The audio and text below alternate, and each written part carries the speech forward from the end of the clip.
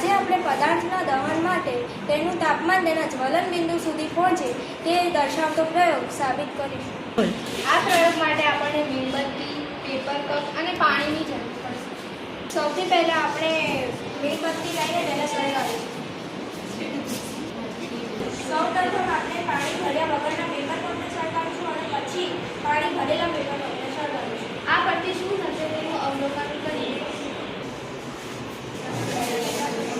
સૌપ્રથમ આપણે પાણી ભર્યા વગરના પેપર કપને સળગાવીશું અને પેપર કપ થોડી વારમાં સળગવા માંડશે.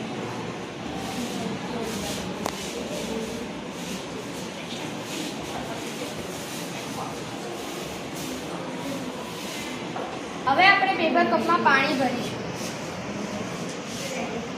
હવે આપણે પાણી ભરેલા પેપર કપને સળગાવીશું. પાણી ભરેલો પેપર કપ સળગતો નથી જ્યારે તેનું પાણી ગરમ થાય છે.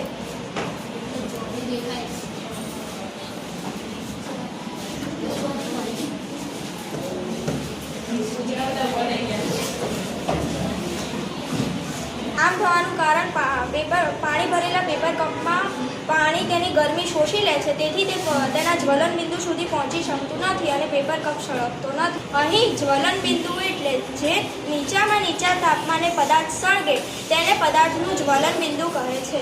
આમ પદાર્થના દહન માટે પદાર્થનું તાપમાન તેના જ્વલન બિંદુ સુધી પહોંચે તે જરૂરી છે.